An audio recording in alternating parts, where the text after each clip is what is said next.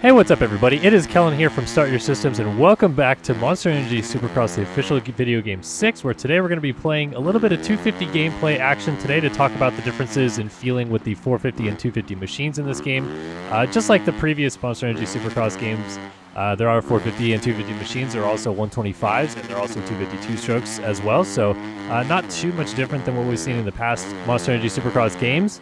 But I just wanted to talk about, I guess, like the feel of the difference in power and how I kind of rate what these 250s feel like in this game compared to the past games a little bit as well. So we're going to ride as Hunter Lawrence here at Atlanta Motor Speedway, because I feel like this is also a good indication to show like kind of the top speed range and some of the low speed stuff with some of the tighter corners that exist on either end of Atlanta Motor Speedway. So just felt like it was kind of a cool track to do as well. And shout out to Milestone as well for allowing us to have some early access gameplay of this so that you guys can see what the game looks like, what it feels like. I can talk a little bit about it.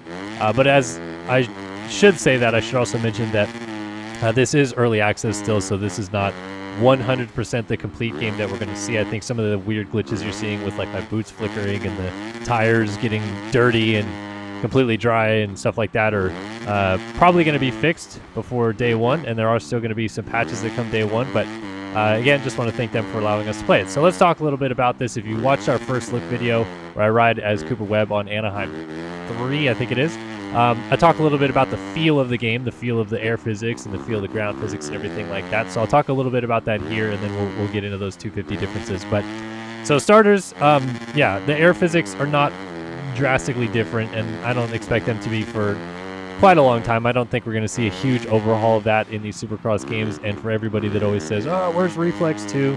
It's a completely different game company. That you're asking. You should be asking Rainbow Studios where Reflex 2 is. You should not be asking Milestone. They are a different game company.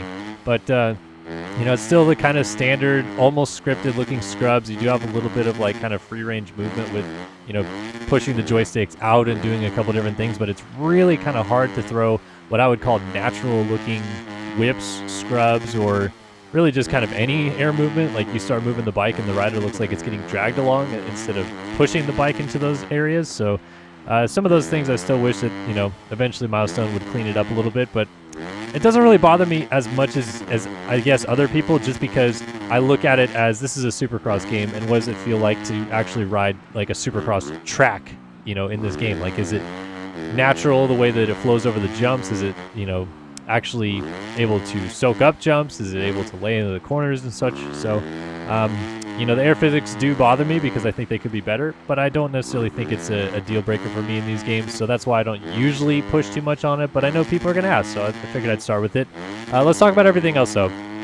Ground physics-wise, I feel like this one is maybe a little bit more attached to the ground than in the past games. I feel like it's a little kind of the same story of like you actually have to go a certain speed to actually make turns and so on and so forth, but I do feel that overall, like I actually go through corners and feel that the bike is hooking up to the ground. I don't feel like I'm sliding around as much, which is something that used to bother me about the last game. I felt like there's a lot of rear end slide outs.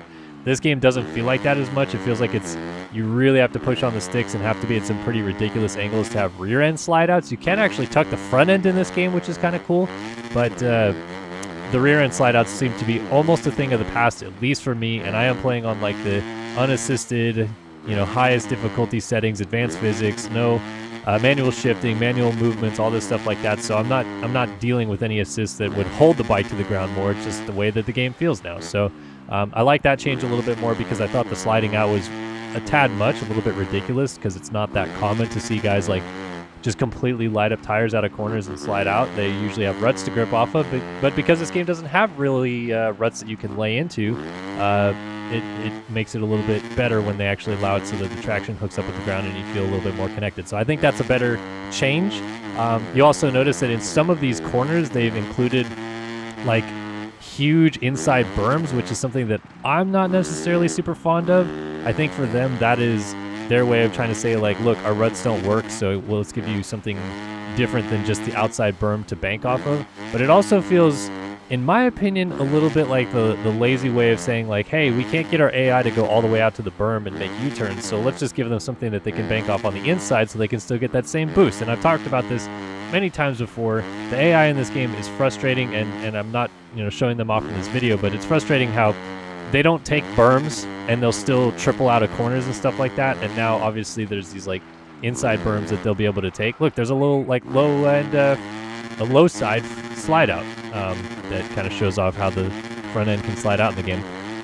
But so the AI does those, you know, weird quirky things where they just kind of turn on a dime and still boost a triple out of a corner and stuff like that. And so far, from what I can tell, they're still kind of doing that same thing. But I think because there's these inside berms in some of these corners now, it actually almost feels like you're racing them in a more realistic sense because they're actually turning off of something that exists instead of just turning on nothing and getting a great drive to clear stuff. So, but that doesn't have anything to do with what I'm trying to talk about in this video.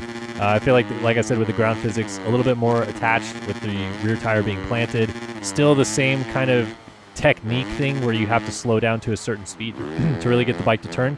And another thing that they took away in this game, if you didn't catch it in my first video, is they don't really have the scrub glitch, is what I would call it, which is the ability in the past games you would initiate a scrub in the middle of the turn, and that would make it so the turn apex was sharper because the front tire would like dig in as if you're scrubbing, and you would just turn harder. And a lot of the fast guys master that.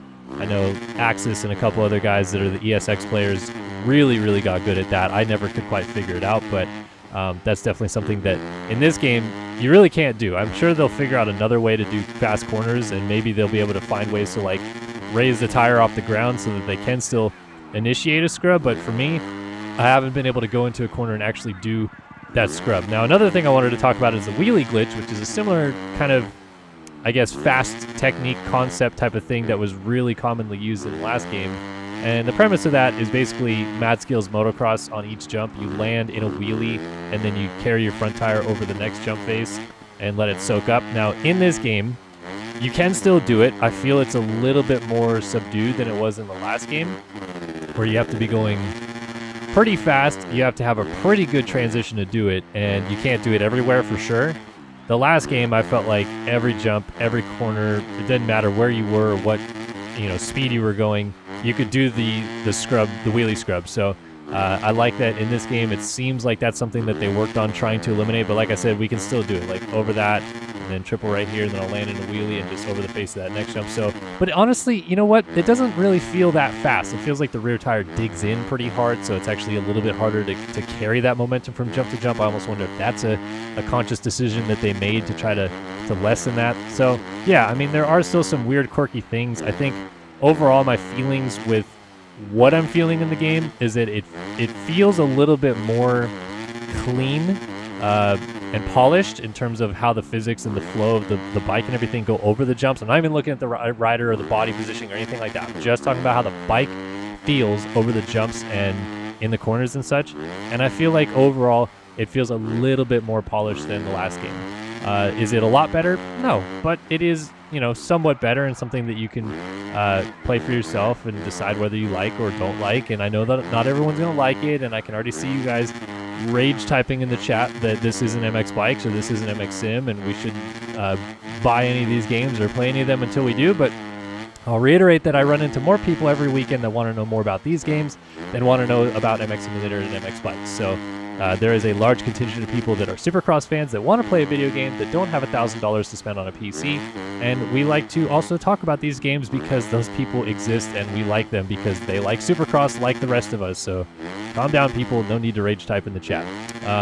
So anyway, talking about the 250s, like I said, I did want to make this video more specifically talk about the difference in 250 power.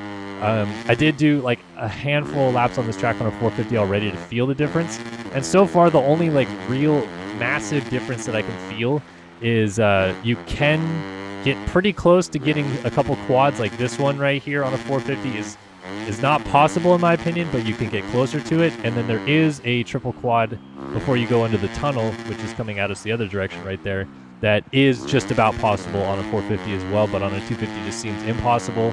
And then out of the corners as well, you do still have that same kind of lag feeling, which is in part because I'm in the wrong gear sometimes, but it's also, if you're in the right gear and you spool it up right and you come out of the corner well, it still does feel like it lags a little bit more than the 450s, so it's just something else to consider. But that's totally what it should be. It's a 250F. It should feel a little bit slower. It should feel a little bit harder to maintain that speed. It should feel harder to go from low speed to high speed and so on and so forth. And I feel like this does capture that quite well. It makes it an interesting challenge on some of these tracks like this, like at Atlanta Motor Speedway, where it's really high speed and you're carrying a lot of speed everywhere. But yeah, I think it's a good feeling. I think it does a good job of differentiating what a 450 feel and a 250 feel should feel like in a game. But I don't feel that they were really that far off in the past games. I think that for me, I just wanted to make a video about it so you can see that the 250s still can do a lot of things on the track, as they should, because 250 Supercross can do almost every jump on the track that a 450 can. Like this past weekend, I'm recording this after the Houston Supercross, for example, and this past weekend there was a triple quad that 450s could only do. The 250s, I think a couple guys maybe like tried it, got a little bit close, but never really like actually sent it to go for it. I think you give them enough time on the track, maybe they could think about getting it, but it also comes down to transitions and stuff like that. So there are still jumps on a Supercross track that 450s can only do, and I feel like in this game they did a good job of capturing that power difference and what a 250 should be able to do on a track versus a 450. So, but anyway, a little bit of 250 gameplay here in Monster Energy Supercross 6 as we ride as Hunter Lawrence here at Atlanta Motor Speedway. If you guys have any questions, comments, or concerns based on this gameplay, you want to know more, please be sure to let me know in the comment section below. We are still having, like I said, quite a few videos coming out before launch, so anything that you haven't seen already, maybe we're going to have a couple more videos about it. The only thing I think I really am not going to show off before launch is career mode, because I want to kind of use launch in the first few weeks and stuff like that to keep the hype train rolling and talking about career mode in the game and so on and so forth, and don't want to spoil too much for you guys if you want to get into the game, but at least gameplay wise you get to see a little bit of what it looks like, what it feels like, and maybe what it plays like. So like I said, any questions you guys have, happy to answer them in the comment section below. But thanks for watching another video here on Start Your Systems, and we look forward to seeing you guys in the next one. So long for now.